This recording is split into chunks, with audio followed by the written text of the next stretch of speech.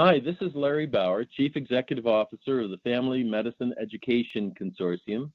And today I'm delighted to be talking to a family physician pioneer.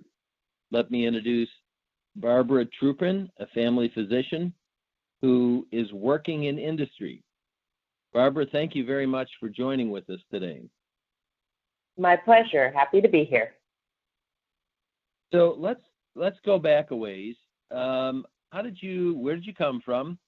How did you end up in medical school? And how did you end up becoming a family physician? Sure. So initially I grew up in the Washington State area. And then my parents, who were academics, moved to the Philadelphia area, so finished up high school there. Both of my parents are actually physicians, so when I left for college, I went to UC San Diego. I left for college on a mission to not become a physician because I didn't want anyone to say I was just following in my parents' footsteps. And enjoyed time in college looking at pretty much every department that I could that would be a good home for me. And at the end, I actually realized that I still love biology and people, and I was probably going to go to medical school. And so did apply to medical school, wound up going to the University of Pennsylvania, a school that's not really known for its primary care support and enthusiasm, or wasn't at the time that I was there in the early 90s. But at that point, I encountered Dr. Nick Zervanos, who was at Lancaster. He came and presented on campus within a few months of my getting there and talked about this thing I had never heard of called family medicine. And as I was starting to, learn about different fields in medicine, just hearing the idea that you could be the clinician that took care of pregnant women and babies and kids and adults and geriatrics and really just touch whole families and the whole life cycle really resonated with me. I guess I was a little greedy in that everything that I was learning I thought was super cool, and I didn't want to pick a small piece of a small part of a subset of the population's body. And so family medicine resonated with me quite well. And then started running the family medicine interest group and just got the opportunity to work with AAFP on committees and commissions, and eventually wound up being both student and resident chair. So I had a lot of great exposures external to my medical school, and then applied for family medicine residency, completed my residency back in San Diego. And then, again, during residency, loved the breadth of what we were doing, and started practicing in a kind of heavily managed care setting, as was pretty common in the 90s in California, and realized that my schedule was not my own, and that it felt pretty challenging to me to try to see and manage and deliver the kind of care that I wanted to 30-some patients in a day. And, some of it may have been that I was early in my career and I wasn't super fast, but, started to feel, okay, I'm feeling a little pressured that I'm not delivering care at a level that I would like to do. And so 18 months into practicing, felt like I owed it to myself to go on this journey to figure out what else might be out there that might be a good fit for my skills. So I will pause there. So I'm wondering, you brought a whole horde of your student colleagues to the 1992 meeting in Lancaster, Pennsylvania, what we refer to as the happening in Lancaster. And I'm just wondering if you could comment on that experience and how did that experience affect you and your classmates? So I think being that we were at a place like Penn, which didn't have a family medicine department at the time we were there, we didn't really get to see people that were doing what we thought we wanted to do. And you also got a lot of side negative comments about, well, you're at Penn, you could do anything you want. Why would you do family medicine? And so being in a setting where we were seeing and hearing and watching people do what we thought we wanted to do just anchored that. It just suddenly you've now got role models and mentors and just this set of enthusiasm just from the exposure. I mean, it was kind of electric for us. So as I recall, Barbara, there were some other of your classmates at Penn who've now gone on to great things in family medicine, people like Dr. David Meyer in Washington, D.C., with the Agency for Healthcare Quality, and Dr. David Holub, who's at the University of Rochester now and has done a number of great things. And I suspect there was some others. So and as I recall meeting you at that meeting, you were the kind of the lead person who organized the travel to from Philadelphia to Lancaster. So your leadership there is really influencing healthcare in America. Well, that's very, very sweet. I learned how to rent a bus and basic things like that, figuring out, how do I get, dozen or two people from Philadelphia out to Lancaster, and just, being able to see, and we pulled people, wasn't just from Penn, we had people from Temple and Hahnemann, and I know their name has changed, but MCP, Jefferson, one of my best friends is still somebody that I met on that bus, who I wound up going to residency with, who is also making great, she's a family medicine doc, sports medicine qualified, and is doing amazing things working as a doc for the Olympics as well. She was on that bus. Ken Grimm, who was running a residency program in Michigan for several years and now started a solo community family doctor's office that he calls the Village Doctor. He was on that bus. So yeah, a pretty amazing group of folks, and humbled that they have made the impact on family medicine that they have. Very cool. So take us from there. You were practicing and you weren't quite as excited as you had hoped to be because of the constraints that were placed on you. What came next? Yeah, I definitely felt really conflicted about that because I knew family medicine just resonated with me. I the whole person, whole body, whole family. I mean, to me, that was how medicine should be practiced.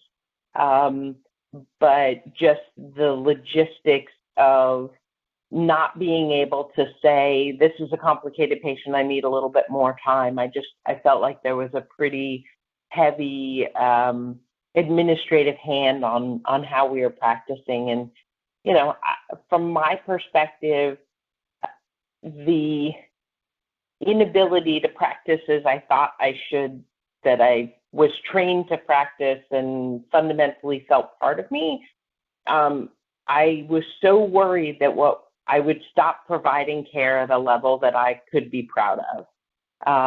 And to me, that started to be, pretty all-consuming. And so I started to have conversations with other people about what they were doing in medicine and how they split their time between clinical medicine and other things. And so I went and I talked to the person that had taught my endocrinology rotation, who was a community endocrinologist, who was also running clinical trials.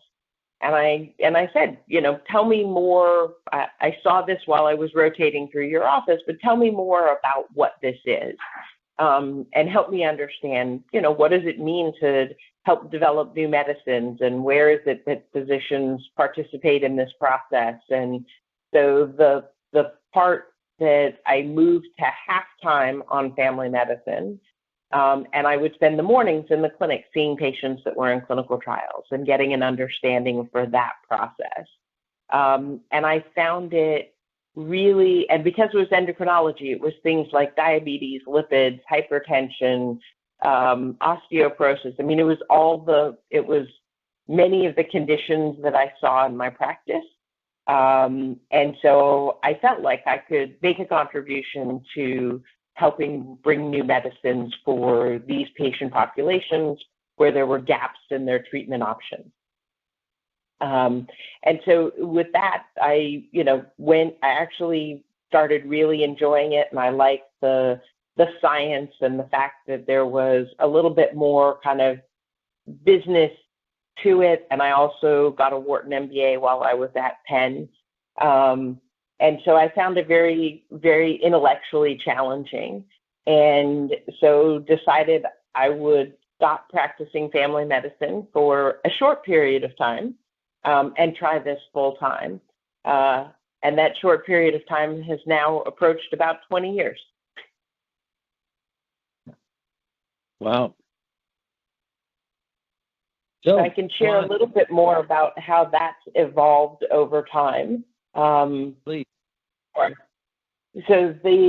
So interestingly, there are a lot of components to industry. There are a lot of components to how drug development is done. None of which you actually learn in medical school. You learn that there are medicines that are approved by the FDA, but you don't actually, you see the bread in the package, you don't know how the bread's made. And so just there was a whole world of things to learn about, how studies are designed, and, what goes into a protocol, and what that means about the data that comes out, and how applicable and real world that would be. And one of the unique things that I felt like I brought to it, and I stayed on the clinician running clinical trials hands-on with the patients, for 5 years in a late phase setting where they were outpatient trials. Then I did 2 years running an inpatient unit doing early trials. But to me, I felt like so often the folks that were running these studies were ologists. They're people that were very focused on one very specific thing and didn't yet necessarily understand what some of the constraints to practice would be in a primary care setting, or, they all had, very intense counseling with dietitians and diabetic educators and things like that. And I said, so we need to actually make this data look more real world. Like, how do we incorporate things into the study design that mean that when a primary care physician is looking at this and they don't have full-time access to a diabetic educator or something, how do we make it so that this data is valuable and relevant to their patient populations, and also will fit into, how they can practice medicine. And so I think I added a family medicine touch to a lot of what I did. And then I went, after those 7 years, transitioned into the company side, so the pharmaceutical or biotech company. And it was interesting because there were, as I was applying for those jobs, people said, well, you're a family doc. Like, we don't know what to do with you. We always hire ologists. And I was struck by the fact that people didn't recognize what the value of a family doc in that setting would be. So I spent half of each interview educating people about what is family medicine, how do we look at patients, how do we think about the problems that our patients bring to us, and understand that you're not dealing with one disease, one organ system in isolation, that all of these patients come with a variety of things, wrapped around that one concern that you're thinking about, whether that's multiple diseases, multiple other medications, other challenges to adherence or counseling or support. And people were, in some cases, stunned about that perspective, which I was perplexed by, why it wouldn't seem like Family Doc was a perfect way to make this, leap, and yet I had to actually convince people of that. That's interesting. I call that, when I hear you describing your value as a family physician, your value is you're a generalist expert, and you're able to see big picture, little picture, and integrate, plus go beyond the typical pharmacological principles, if you like, in the basic biology, and take it out into practice where the world behaves differently than it does in a room. So your generalist expertise is something that they weren't familiar with. Yeah, and I think it's a key to their success, which often they back their way into when they realize there's a gap, but aren't necessarily always thinking about it proactively. So I think as I design studies, what are the settings in which I do my studies? What are the, so if all studies are run at academic subspecialty clinics, then how is that relevant for the rest of the population? And, and the other thing is, and it's now become much more recognized, as patient-focused drug development, which to me, the fact that the FDA had to create an initiative that took about 5 years to gain any steam sort of blew my mind. That why is it that we aren't thinking about what's important to patients, and how does this fit into the context of patients' lives, and what are the things that are meaningful to them?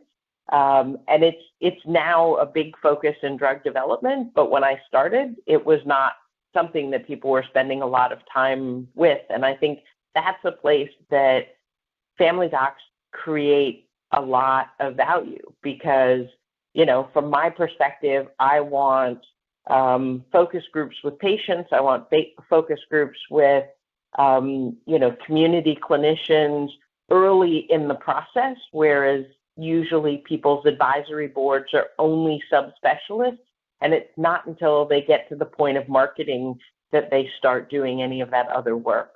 But I think it's actually changed how I look at drug development. Interesting. So, Barbara, we've got just a few more minutes.